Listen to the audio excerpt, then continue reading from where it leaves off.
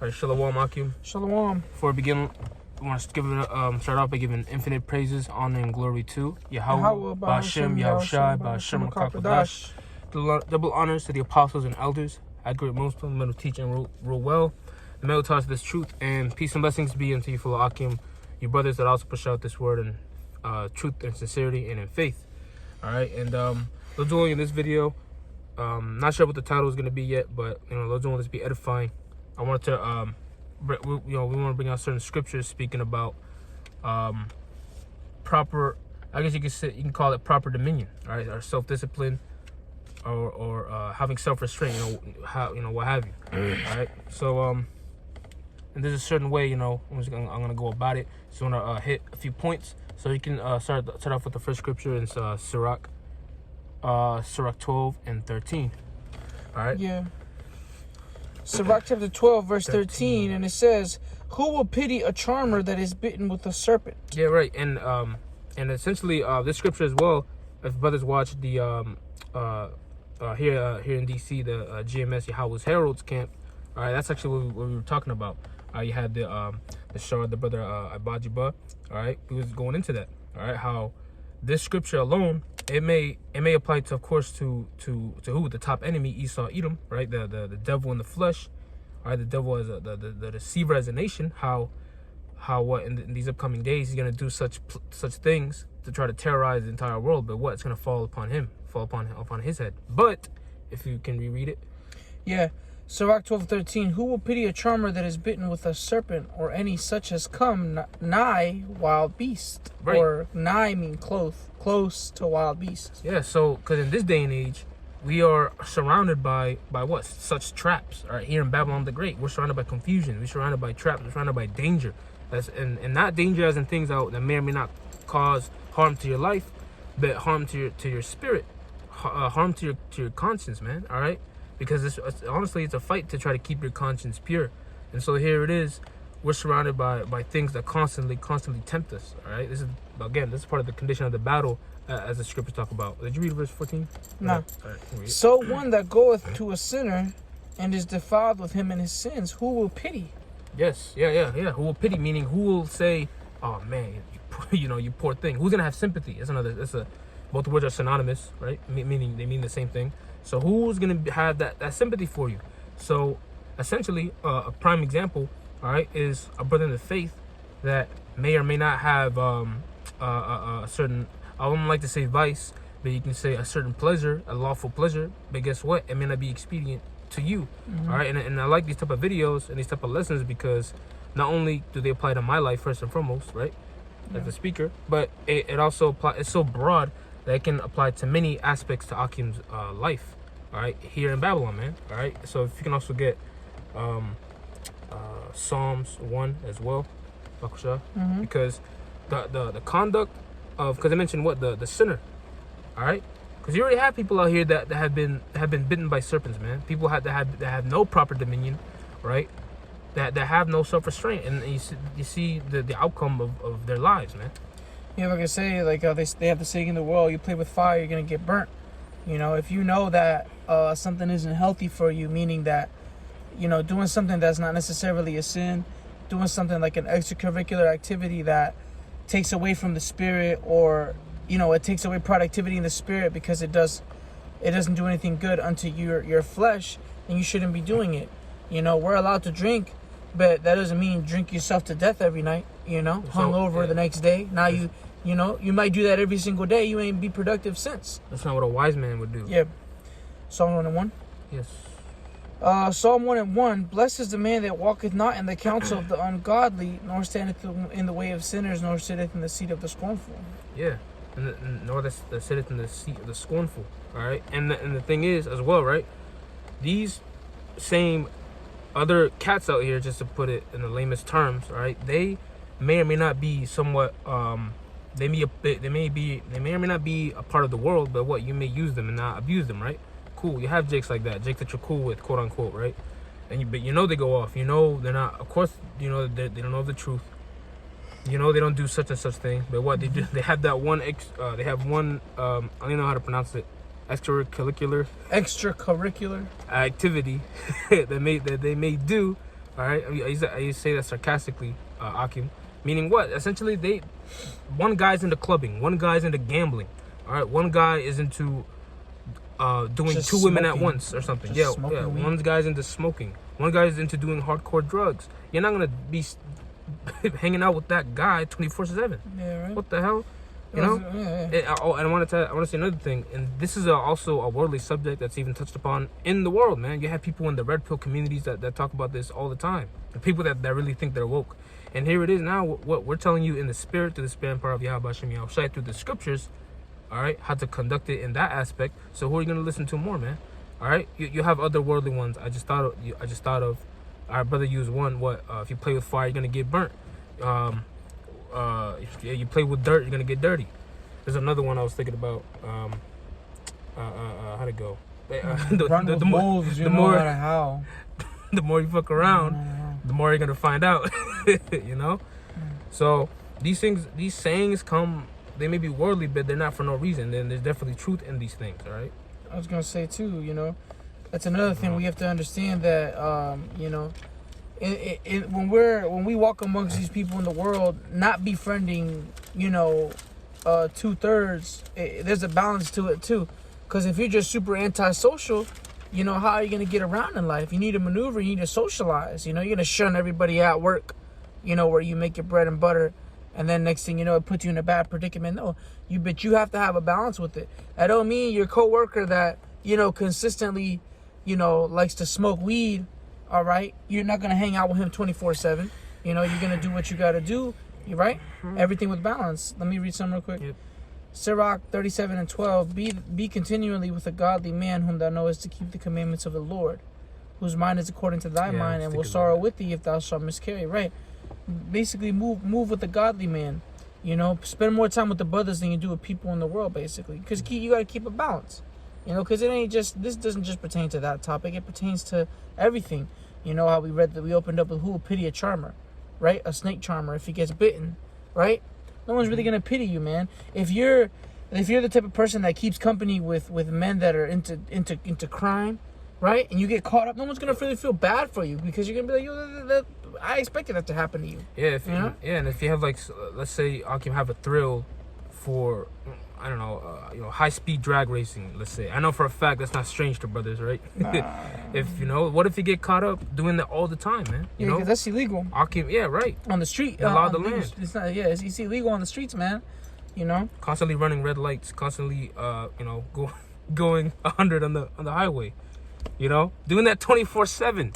You know. Doing that to where, you know, you look at yourself as a damn speed demon. That's a saying in the world. Yeah. All right. Yeah, All right. Remember. Look, man. Hey, we're all. I was gonna say condemned. We all have our vices. Hey, the scripture is a double-edged sword, man. Actually, that was Sirach 37, right? Yeah. Can you actually go back 12? to that chapter? Okay, jump down to 27, Yeah. verse 27. Sirach 27 and 27. Yeah, the chapter you were in. You that was 37, right? What chapter did you read off of? I think it was 37. The 37, right? Sirach? Yeah, 37. Jump down to verse 27. Sirach 37, verse 27. My son, prove thy soul and thy life, that's the spirit, and see what is evil for it, and give not that unto it. Yeah, right. And what I like about this scripture is the fact that, like for example, we use strong drink, for example, right? It's a prime example, mainly because, it's common, it's fine. A lot of brothers indulge in that, and maybe a lawful thing.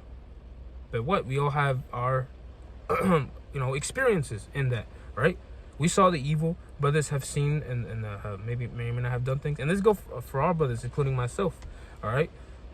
Again, this is just a one lawful substance that you may or may not go overboard in. And guess what? If you did it once, and you know that you can't handle it, don't go doing it again. All right. Again, that snake, that trap, who's gonna pity you? You know, why do you keep doing the same thing knowing you're gonna f up? Don't do that, man. All right, and that just goes in another one of the many wiles Satan can get you, man, in the flesh, in this damn weak flesh. All right. It says, "For all things are not profitable for all men, neither hath every soul pleasure in everything." Meaning, you got to look at it like this, man. There's just certain things that's not for you. There's certain things that, but just because a brother's into something don't mean you got to be into it. You know, maybe for example, I can give a perfect example right now. My brother right here, right now, next to me, right? He likes to listen to certain music when he's driving, and I like to listen to certain music. I'm not gonna curse him out and be like, hey man, take that shit off, man. Put what I want to put on. No, I gotta give him his time. I gotta do, he has his cup of tea, and I got mine, right?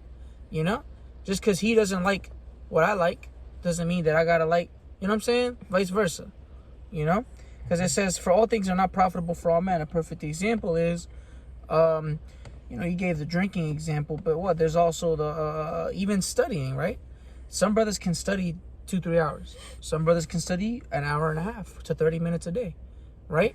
Sometimes it's not profitable for some men to have 3-hour study sessions. They might vomit the rest of it. Yep. Let's talk about sufficiency. What's sufficient for you? Yeah, you have to eat what's sufficient for you. Not everybody has the same appetite, but we all eat, right? Yeah, sufficient means just full to the max. You're good. Don't exceed. Or else you're what? You're gonna vomit that honey. How you gonna vomit a sweet thing? See? Yep. It says, if I can say, be not unsatiable in any dainty thing, nor too greedy upon meats. That's the spirit, right? And to be unsatiable means without satiety. Satiety means to be fulfilled, meaning don't be without. Basically, you have to be fulfilled in dainties. You have to at some point say, all right, that's enough. Because applying that in the spirit, because yes, let's say that's carnal. You have to apply it in the spirit. What's something that's dainty? The honey of the word, right? That's dainty. That's you have to be. Don't be unsatiable with it. Meaning, don't just keep eating and eating and eating. You know, like for example, when the scriptures speak about wine, it's good in its season, right? But too much, what? You're raging after that. Yeah, especially strong, it becomes bitter. Yeah, exactly. And what's worse is that, again, if you know your limits and you keep over exceeding it, and what's worse, keep battling with. Calling upon the name of the Lord, Lord, Azardia, help me, but here it is. Why again? But the Lord show you your limits. So why are you entering that danger zone and still calling upon Him? Why are you just, taking the name of the Lord in vain, man? All right, I know this because what? I know for a fact when the scriptures talk about there's no strange thing that has happened unto you, loosely paraphrasing. So this isn't some battle that's just unique to one brother. This has happened to everybody, all right, in some which way or fashion. For excess meats bringeth sickness, right? Doing too much of any, because you have to apply it in the spirit. We're spiritual men, all right? Yes, are you going to get sick if you eat too much lamb? Yeah, you can get sick if you eat too much, or too much burgers. Too many cheeseburgers can make you sick. Cheeseburger. Yeah, you know what I mean, hamburgers, whatever, man. But eating too much of anything can make you sick. That's why it says excess of meats. And it says, and surfeiting will turn into choler. I believe choler means sadness. So, an excess of anything bringeth sickness. Let's say you want to exercise, right? And you done took it too far. You done exercise for 3 hours straight. Now you done tore your body all the way down. Can't go to work. Lost on money. Now you don't want to study. Not that you don't want to, or you don't want to do a video because your body's all worn out. You ate too much. You did the most. Yeah.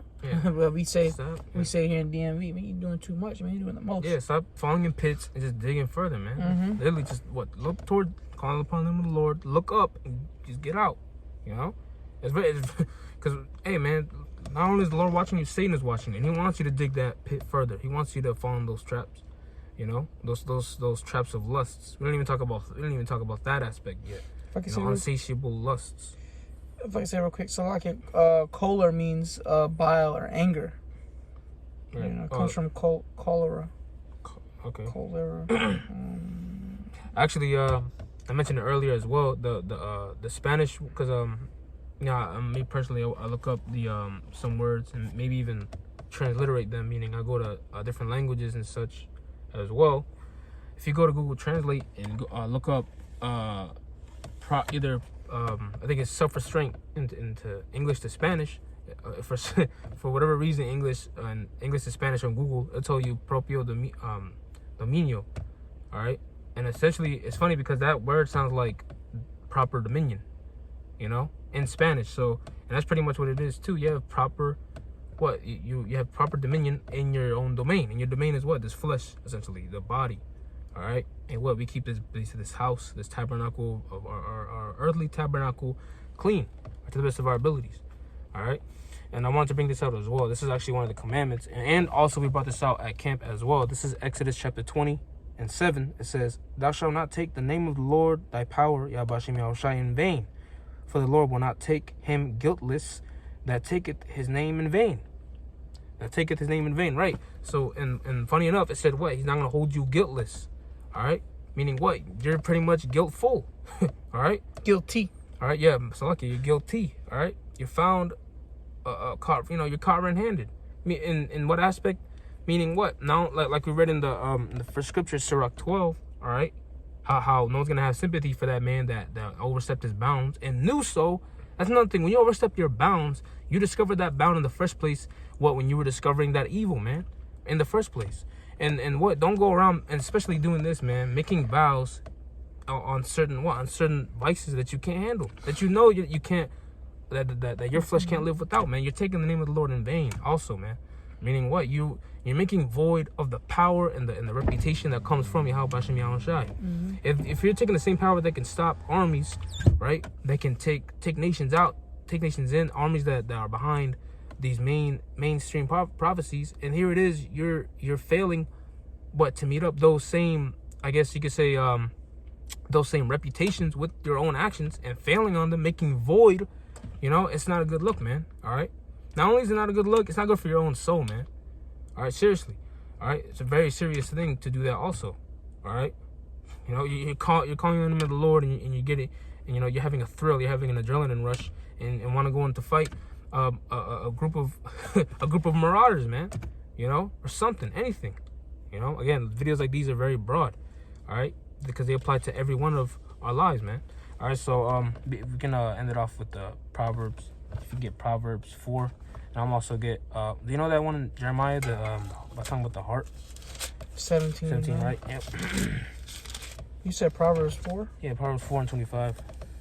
Yeah, book of Proverbs chapter 4, 25, and it reads, it says, let thine eyes look right on, and let thine eyelids look straight before thee. Yeah, right. So what? Essentially, in this day and age, man, again, the things that are expedient, the things that don't cause you to have spiritual success, just stay away from it, man. All right, just what? So let your eyelids look straight on, meaning what? Shemai, hearken to what's important.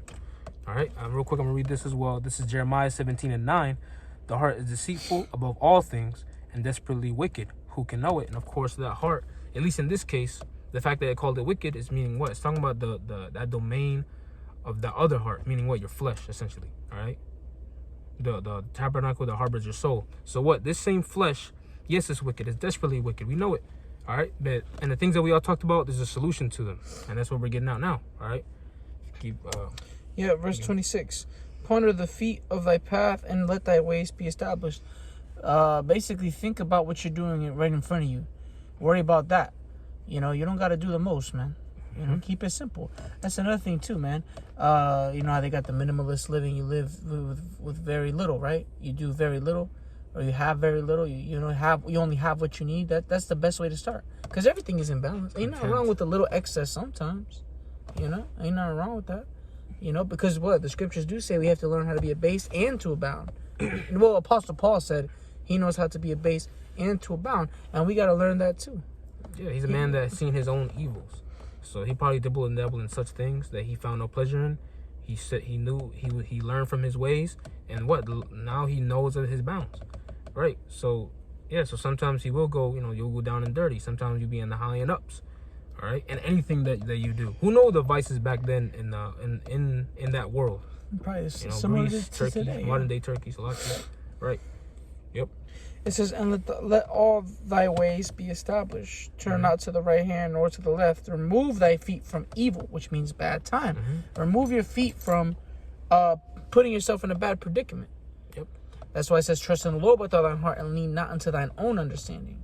You got to do everything with understanding, which understanding means substance, a.k.a. move with wisdom. That's our substance. Yeah, and it's like, and again, if you lack any of these things, because we listen to a lot of bad things, sure. All right, but what? The solutions is there. James, the first chapter, if you lack anything, anything, the Lord means this. Anything, what? You pray for it. If you lack in this area and lack here, you ask Yahweh Hashem Yahushai for it. And like the scripture said, remove thy foot from evil. The Lord will give you the tools to do so, man. All right? So, those on this video was edifying. Sincerely, so with that, we want to give all praise, honor, and glory to Yahweh, Hashem Yahushai, Hashem Kakadash. Again, double honors to the teachers, our masters, the apostles and elders, Agre Muslim, who teach us this truth, the men who are continuously feeding this truth, And peace and blessings be unto you, full of Akim, your brothers. Let us project this word in truth, sincerity, and in faith. And with that, we say shalom. Shalom.